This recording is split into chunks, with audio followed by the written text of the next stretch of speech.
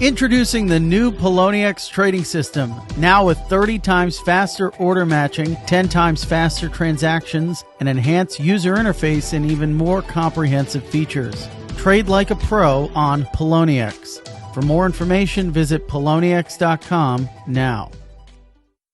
Eager to make more informed decisions around crypto using data you can trust? Chainalysis demystifies cryptocurrency by providing industry-leading compliance, market intelligence, and investigation support for all crypto assets for organizations like Gemini, Crypto.com, and BlockFi. Maximize your potential with the leading blockchain data platform by visiting Chainalysis.com/thescoop now. This episode is brought to you by IWC. IWC Schaffhausen is a Swiss luxury watch manufacturer based in Schaffhausen, Switzerland. Known for its unique engineering approach to watchmaking, IWC combines the best of human craftsmanship and creativity with cutting-edge technology and processes. Discover the full collection at IWC.com or download the IWC app to experience a virtual try-on now. All opinions expressed by hosts and podcast guests are solely their own opinions and not necessarily those of the blocks. Podcast guests may have taken positions in the assets or other matters discussed in this podcast. This podcast is for informational purposes only and should not be relied upon as a basis for investment decisions. For full terms, visit theblockcrypto.com/terms-service.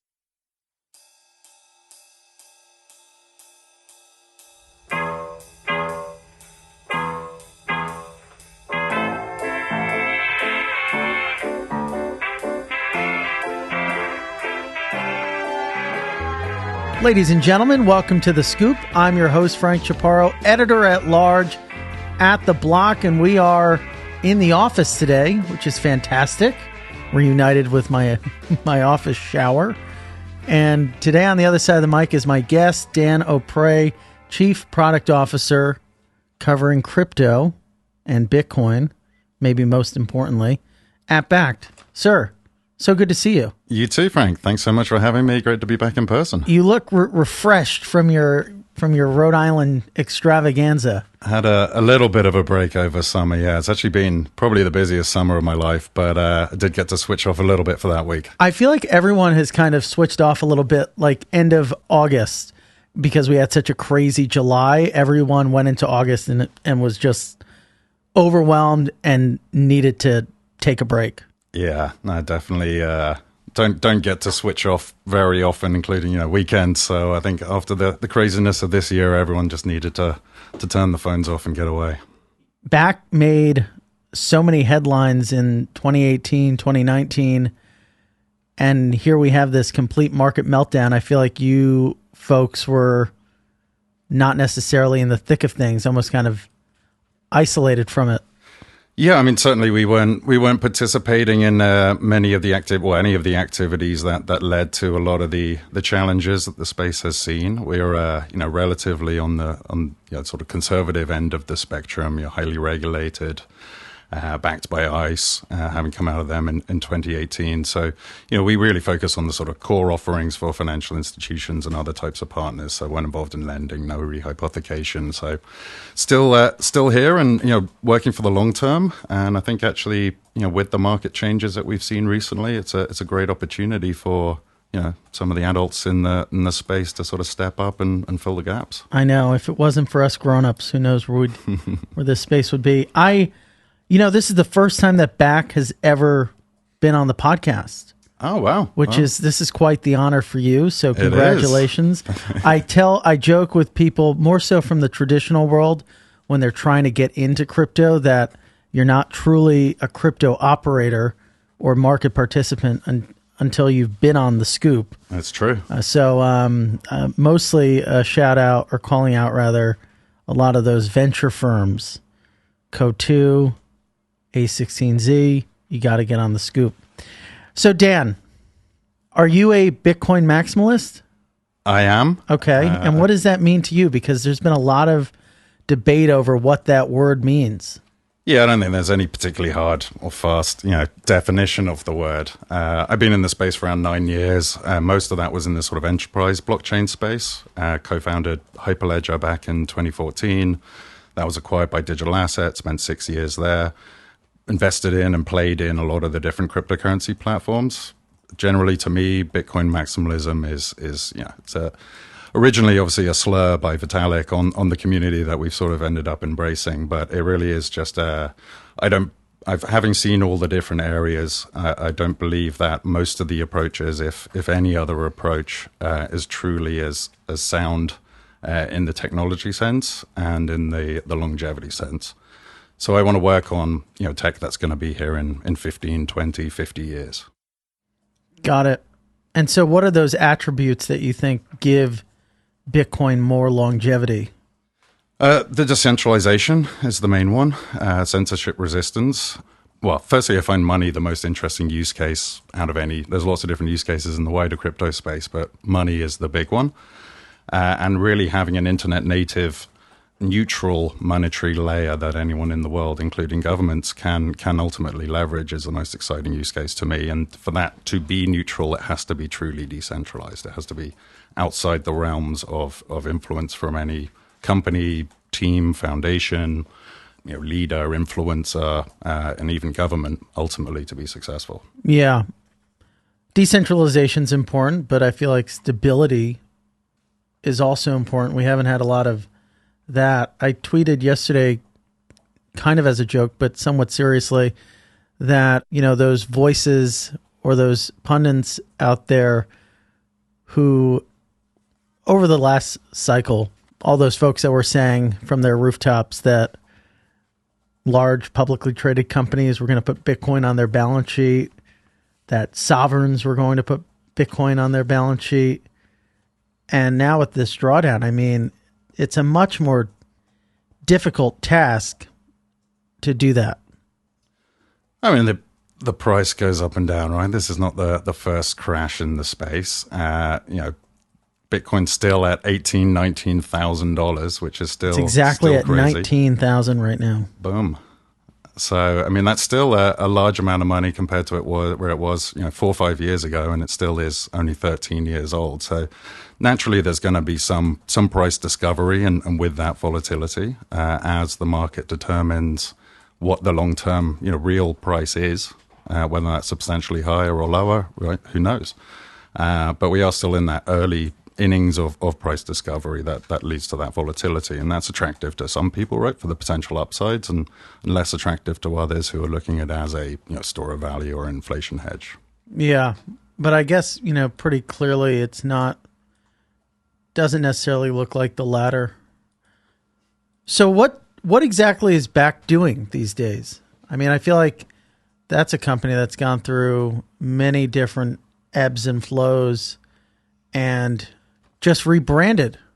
We did. It seems like my impression is that app, which was kind of at the forefront, has been taken more into the background, and you guys are just trying to now be like an underpinning services provider. And then that first iteration was it was kind of like it came out and just gate crashed the world, and the folks at the time were saying it could be all sorts of different things, but it kind of started just with custody and those futures, then the app. Now it seems like it's taking on a new act to an extent. Is that a fair characterization? By and large, yes. Yeah, I mean, over the last sort of year and a half, really, the focus has been on being a B2B2C platform, right? So Bakkt is aiming to be that, as you say, sort of infrastructure platform, those services under the hood that can enable non-crypto companies to offer crypto to their consumers in a variety of different fashions. So the app still has a role in that, right, with different partners. Maybe you're acquiring Bitcoin through a bank and you're earning it through a driving service or a gig economy job. Or you're getting rewards on the back of a card spend or other fashions. And the app still is really being designed to sort of be an aggregator there to allow you to leverage it across the wider ecosystem for partners that want to enable that. So, yeah, we're very much a platform to help financial institutions, merchants, other partners provide these services behind the scenes. And that was part of the recent rebrand, to be a little bit more neutral in terms of our branding to fit in with our multiple different partners. But you're not trying to go out and get like loads and heaps of people to use a consumer app. Correct. Yeah, we're not a Coinbase competitor. We're trying to enable our partners to participate in that space. So who is the best comp? Right now, I'd probably say Nidig. Formidable company. Also being that sort of platform, highly regulated, custody, and providing the same sorts of services in many areas. So can you explain how the app adds a value add relative to a competitor like that? Is it effectively, we've built something, maybe not a lot of people use it, but here's something similar that we could help you design or put together? That's definitely a part of it. So, yeah. So one of our differentiations is we actually help our partners actually get up and running quickly, right? So if you're a small bank or a small partner, getting the tech resources needed to build the entirety of your front end is quite a heavy lift for some of the smaller companies. So we provide a sort of hosted website that you can essentially embed within your application, which is built on the same technologies that we use in our app. And then in some cases, a little bit more on the loyalty side of the business, there are, say a hotel chain where people aren't visiting their hotel app every day or even every week. They're visiting it once or twice a year when they want to book a hotel. So for them, a way to actually, we have an up and running app that you can refer your users to where they can leverage your loyalty points, for example. It's a communal, mutual area that you can leverage across partners. Mm. I feel like airlines were a component, but I feel like it's tougher to get them to kind of get on board. Yeah, I'm not sure. I don't believe we've got any live airline partners at the moment. I think Frontier was on there in the beginning, but it maybe isn't anymore. Okay, so I kind of get it. So what other things can you do with some of these partners? What types of things are they looking for you to help them build? Yeah, so our three sort of core services that most of our partners are interested in at the moment are around embedded trading, right? Buy, sell for Bitcoin and Ether today, more assets being added to the platform shortly. For rewards, so whether that's, we have partnerships with MasterCard, Visa, Global Payments Network, so whether that's the back of a card spend, issuing your own branded card, similar to many of the sort of crypto reward cards that you have today, but now it's from your existing bank, or it's going into existing reward program instead of having points or cash back. Now you can add crypto to that solution, or other forms of reward programs as well outside of cards. Then lastly is payouts, so getting a portion of your salary paid to you in Bitcoin or crypto. Through your bank? All through partners of various different types. So a lot of that, the focus on the trading side initially has been on the banking sector. Payouts, we've seen a lot of interest in the sort of gig economy world for getting a portion of your salary. Rewards is banks and other different loyalty programs. It's interesting. Has the interest waned with the sort of market pricing that we're seeing? Actually, I've been somewhat surprised that it hasn't. I think most of the partners that we've been talking to have been in this space or looking at this space actively for several years now. Some of them, of course, are relatively newer to the space and a little bit more guarded.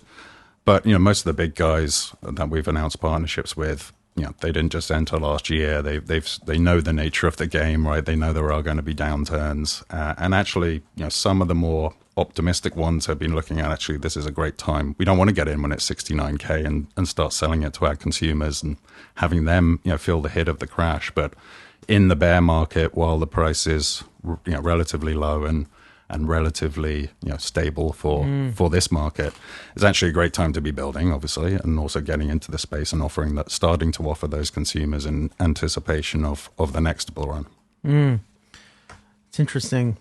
Yeah, it's a weird period right now.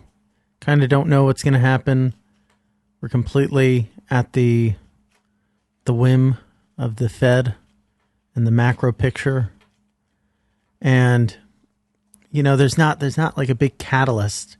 There's not a big tailwind like we've seen before when there was the inflation story around Bitcoin, the store of value narrative. I think where it's getting interesting for me particularly, and it is early stages in this, is the utility. It's a peer-to-peer electronic cash. It's not a stick it on your hardware wallet and wait for 10 years, which has been thus far. So seeing, channel capacity in Lightning starting to grow substantially, still relatively, small, relative to the other payment networks of the world. But, node counts growing, capacity locked in Lightning is growing. We've got BlackRock entering the space a few months ago, or a couple of months ago, lost track of time. So we are starting to see, that types of institutional adoption that people have been talking about for a while, as well as the early signs of actually payment networks starting to take off as well. And users may not even know in those circumstances that they're using Bitcoin under the hood or Lightning under the hood. They may just see dollars to dollars or dollars to euros. But, that's where we're starting to sort of really see quite a lot of long-term opportunity, is abstracting all of this away so that the consumer or even the partner doesn't need to care which protocol is being used or what the price of it is. You're just using it as a rail under the hood in order to effectuate payments. Can you help merchants accept Bitcoin via Lightning? We don't today. We help merchants accept Bitcoin via people who are holding Bitcoin with us can use either the Bakkt virtual debit card and tap to pay and spend that, or through the partnerships that we have, being able to issue their own cards and get their own rewards and spend with crypto behind the scenes as a funding source. But that's today still going over traditional rails. So, and many merchants today want that, right? They want to receive dollars. They don't want to have to touch crypto. Yeah, it's kind of like when you're abroad and it just does the conversion at the point of sale. It's an FX, yeah, exactly. Yeah. Point of sale, just in time, sort of FX conversion style. But over time, right, that's an entry point, and that gives us the integrations into the current rails and gives us the opportunity to leverage that and innovate on top of that with our partners to over time move it to more of a direct crypto rail. And is there interest in that? Starting to be, yeah. I mean, that's obviously the trading piece and custody are really the sort of core crypto products that there's a primary interest in today. This is more of a sort of medium-term, long-term bet. So starting to get interest in that. Nothing that's, don't want to get too ahead of ourselves. We just hired a VP of Lightning about 3 months ago. So early days for us, but an area that we're actively investing in. VP of Lightning. What does that resume for that look like? He actually comes from the traditional payments world. So a lot of experience, in the, with the types of partners that we have, the Finastras, Fiservs, and types. It's just converging. Down in Atlanta, the what do they call it? The payment valley, or something a lot catchier than that. Have you been? Atlanta? Yep. No, a few times. So that's where our headquarters is. We just opened the office in New York a few months ago, but Atlanta one's still in construction. It's a little bit bigger. Yeah, I went there once. That airport's huge. It's the most trafficked. It's beaten out London Heathrow, yeah. Yeah. My home airport. It's very, random, isn't it? Yeah, it's I guess because hub. it's just one hub there. Yeah. Whereas New York has its various airports, right? Maybe New York combined would win. Who knows? I have no idea. Look that up. Introducing the new Poloniex trading system with 30 times faster order matching, 10 times faster transactions, an enhanced user interface, and even more comprehensive features. Trade Bitcoin, Ethereum, and over 30 other perpetual swap contracts with up to 100x leverage on Poloniex futures, and earn staking rewards on a variety of tokens. Trade like a pro on Poloniex. For more information, visit Poloniex.com now. Are you eager to make more informed decisions around crypto using data you can trust? Chainalysis is here to help. Chainalysis demystifies cryptocurrency by providing industry-leading compliance, market intelligence, and investigation support for all crypto assets for organizations like Gemini, Crypto.com, and BlockFi. Gain unparalleled visibility and maximize your potential with the leading blockchain data platform by visiting chainalysis.com/thescoop now. This episode is brought to you by IWC. IWC Schaffhausen is known for continually innovating within the world of Swiss watchmaking.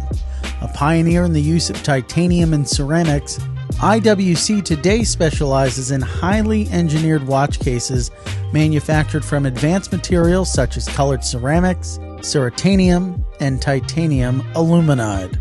This year's collection includes colored ceramic pieces in Lake Tahoe white, and Woodland Green.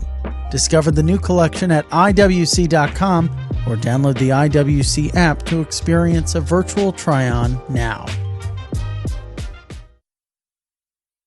So what's your strategy right now? Like when you think about the goal, what's the goal and how are you going to execute? I'd say the goal is twofold, right? One, we see, the hypothesis is that in the early stages of the industry, there are dedicated companies like crypto exchanges, crypto payment processors, and people have to go out of their way to essentially decide that they want to participate in this space, sign up to an exchange, wire their money across, and actually go and use those. But over time, as that becomes more ubiquitous, if we can help traditional brokerages and traditional banks and other partners actually provide the same sorts of services, that becomes more sort of commoditized across the whole industry, and we can be the sort of regulated rails behind the scenes, enabling them to do that. And allowing our partners to keep the relationship with their user and to keep the experience and front end of that. Once you have that, trading sort of as the in route to that, and you've got that adoption, and we've got a bit of an ecosystem of partners. Sometimes we use a sort of like Zelle analogy of being able to leverage your assets across, not just crypto, but points and other assets across the whole ecosystem. Then you can start to layer on more utility. So we just touched on payments being one area that we're very focused on for actually providing that utility, but other things that are in the works that I can't necessarily talk about today, but enabling partners through trading to get assets on board, to get users on board, and then layering on top of that more utilitarian applications. Helping banks maybe offer staking. Could be one of those. Yep. I mean, obviously a lot of interest in sort of interest bearing or yield generating accounts. Definitely a lot of challenges regulatory around how to offer those to consumers at the moment. But those types of offerings, how to leverage your assets to make more money, how to leverage them to save money making payments, how to borrow against assets that are held as collateral. Multiple different routes from that initial entry point. What about NFTs? Personally, I'm skeptical of the space. I think there's some value there. Obviously, well, not obviously, but I think the current incarnation is kind of the funny in route for some people and maybe some people's first step towards that. I haven't seen necessarily a killer application in that space that is sustainable yet. I think certainly, Bored Ape style communities of bringing people together and shared interest in art and real physical events. That's one area, but that's not really the space that Bakkt plays in. We've been looking at it very much from the lens of sort of loyalty, right? Are there different applications that can encourage and reward users through our partners?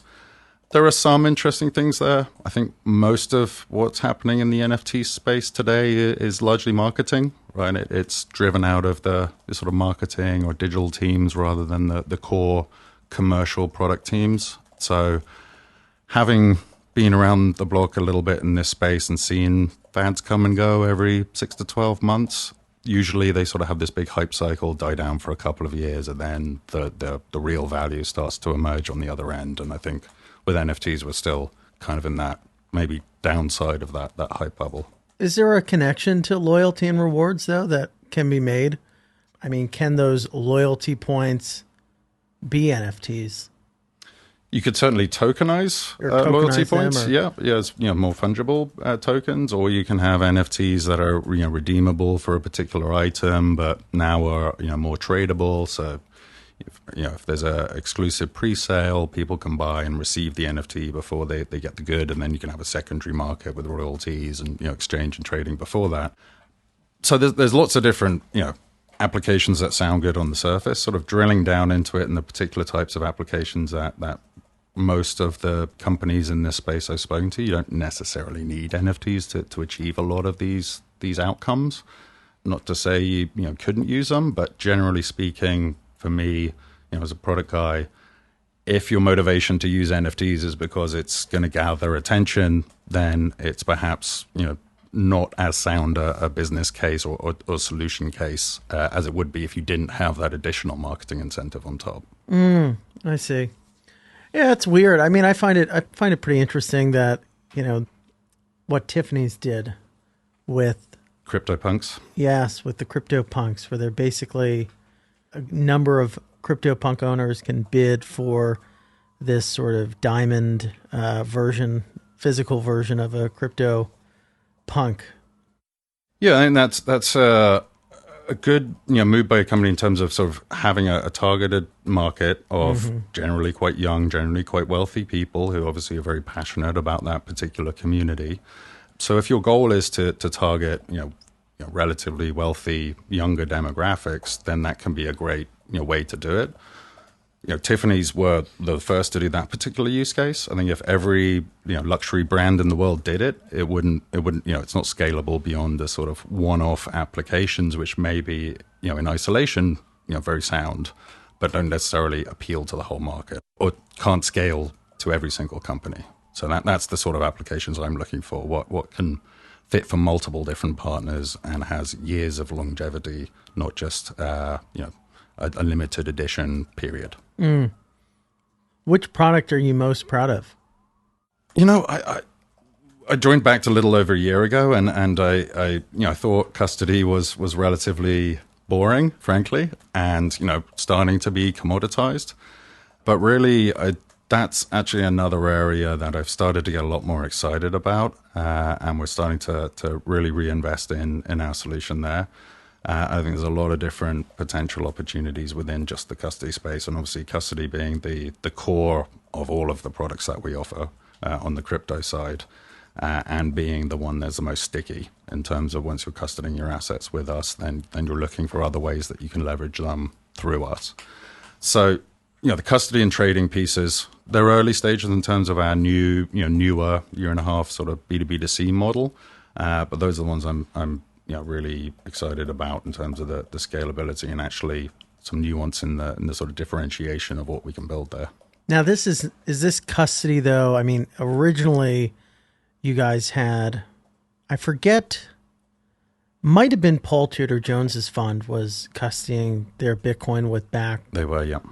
Is it that demo, or is this a different type of demo you're looking to target? We do still serve, more institutional clients through the custody solution, but, the focus is on that sort of core B2B2C side, on being that platform through other partners to end consumers. So when I buy, let's say I am, customer of Iowa National Bank in Des Moines, just made that up, and they partner with Bakkt so that they can do buy, sell Bitcoin. I buy Bitcoin through my normal Des Moines National Bank checking account. That Bitcoin's custodied by Bakkt. Correct. In your warehouse. Correct. Under the Bakkt trust. Yes. Yeah. So how much Bitcoin is in there? Not a huge amount today, because we have shifted over the last year and a half to I don't want to say de-emphasize the institutional, but really, really focus on the B2B2C side. So today, our AUC is relatively low compared to the sort of the large custodians that have been serving both sides of the space. But we are at the point now where we're starting to go live with those types of partnerships, and expect that to grow materially over the next year. Do you custody loyalty point? We have integrations with points banks, but yeah, that's outside the warehouse solutions. No private keys involved. No private keys, and they're not tokenized loyalty points. No. So is that still, because that's a large component of the business through that acquisition of Bridge 2. Bridge 2 on the thank loyalty you, side. Yeah. Yes. So I'm less involved in that side of the business, but that is still a large portion. We service 6 out of the top 10 banks in the US. Chase Ultimate Reward points. We actually power the Apple Store for redeeming points for Apple merchandise. Yeah, again, you wouldn't see the Bakkt brand name anywhere, right? It's entirely white labeled in these cases, but we're behind the scenes powering a lot of those loyalty redemption platforms, and then leveraging our integrations with those points to see if we can do more and open that up into different applications as well. Yeah, it's interesting. Like, it's probably half the company. Like, crypto is kind of only a component of the whole show. Yeah, and that's that is a differentiator for us, right? Large companies want many of them want one-stop shops that they don't want to have to go to 3 different companies, one for crypto, one for payments, one for loyalty. We have all of that in one place, so we can service many different parts of the business.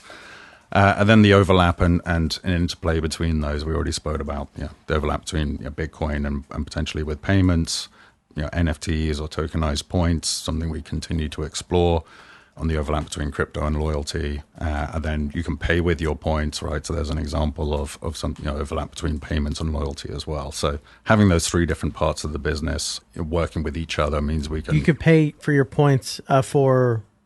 You can leverage services? your hotel, so a couple of hotel chains, Choice and Wyndham. If you've accumulated loyalty points through those, you can, just like we were talking with the, tapping your card and selling a certain amount of points and essentially them acting as cash in that regard. Some partners have also started working towards allowing you to exchange them directly for Bitcoin and crypto as well. And why would they want those points to kind of get outside of their ecosystem? Wouldn't they prefer if you just come back to Wyndham and use your points so that they have you in Wyndham buying more things? Yeah, I mean, that's seemingly, a bit paradoxical. And right, the whole point of the loyalty programs is that they're not fungible or usable elsewhere. However, there are actually, and this isn't my space, but I've learned over the last year, a few sort of impetuses for them looking to do that. So one is they have, large amount of loyalty points on their balance sheet that they have to count as liabilities. And if those aren't getting used, they're sitting there as potential future liabilities. So they want them out. If you're not going to use our service, then it's better to get those points to someone who wants to use them, because they will come and they will give you commerce rather than having a liability sitting there. And then there's the opportunity as well for, cross-brand promotions. So, if you allow your points to be spent, right, so going back to airlines, Star Alliance and a lot of these consortiums that allow shared loyalty points or loyalty points that can be used across different types of brands for promotions. So there's actually some relatively interesting, different ways that different companies can get together and work together. And that's potentially an area that tokenization may help with down the line by allowing these things to be sort of a bit more plug and play rather than on disparate systems. But starting at the first couple of steps of allowing them to leverage them outside of ecosystems. So what are some of the lessons you've maybe learned over the past few months, or maybe since joining the company about a year and some odd months ago? Yeah, so we're a public company. We're a highly regulated company. So we went public on the New York Stock Exchange late last year. That's not a good looking chart. Well, whose is? Not many good charts out there. Yeah. Well, the wider market is down this year, absolutely. So learning to how to deal with the interesting pieces of being a public company. Frontier's looking good though. It is. Ticker ULCC. Yeah, no, it's been wild. So none of the charts are looking good right now. It's a interesting time. Do you think the door is open to flipping or a Bitcoin maxi to an extent? But I think it could happen. In terms of the market cap of ETH overtaking Bitcoin? Yeah. Anything's possible. Yeah, I think it's been talked about a lot of times before. It's not really come close. I think the infrastructure and institutional interest is actually still more in the Bitcoin world. It's a known quantity. It doesn't change much, right? It's often criticized for not changing enough or being innovative, and there's a lot more excitement and drama and changes in the other world. But the reason it doesn't change much is because it is the most decentralized, and actually that predictability and knowing Bitcoin's going to look largely the same in 5 years versus I don't know what some of the more centralized platforms may look like based on regulatory pressures, based on leadership team decisions. That still means that if you're looking for, if you're a large fund, you need infrastructure and predictability in the space. If you are getting into the space, you're starting there. Whether you stop there or not, that remains to be seen. That's a good point. Yeah, I think that's NIDA kind of goes more, pushes more. There are definitely maxis too. Yeah, in that direction. Dan, what are you most excited about? User adoption, getting this into the mainstream. That's why I joined Bakkt. There are large companies with a lot of ability, a lot of users and a lot of ability to bring products to those users, but they tend to move incredibly slowly. And then you've got, smaller startups that can move incredibly quickly, but have very little reach. Bakkt is kind of at the intersection of those, where we're still a small enough company that we can move relatively quickly to the big guys, but we have the partnerships and the reach into those big guys to enable them to get that reach as well. So for me, it's getting Bitcoin into the hands of hundreds of millions of people and getting them to actually use it, as peer-to-peer electronic cash, as the original, vision. Fantastic. Well, good luck. You're halfway there. Living on a prayer. Dan O'Prey, thanks for coming on the show. Thanks so much, Frank. Really enjoyed it. Where can our listeners learn more about you and what you're doing at Bakkt? They can check out the new site. They can. Brand new shiny website this week, bakkt.com. And are you on Twitter? I am. Don't look at it. Dan O'Prey. Dan O'Prey. Thank you so much. Thank you very much. The Scoop will be back for you again with another great guest. Have an amazing day. Looking for more great insights from The Block? Check out The Block Research, the premier platform for research content on crypto markets and the digital asset industry. The Block Research membership includes cutting-edge reports, webinars, company maps, and more, available via our dedicated research portal.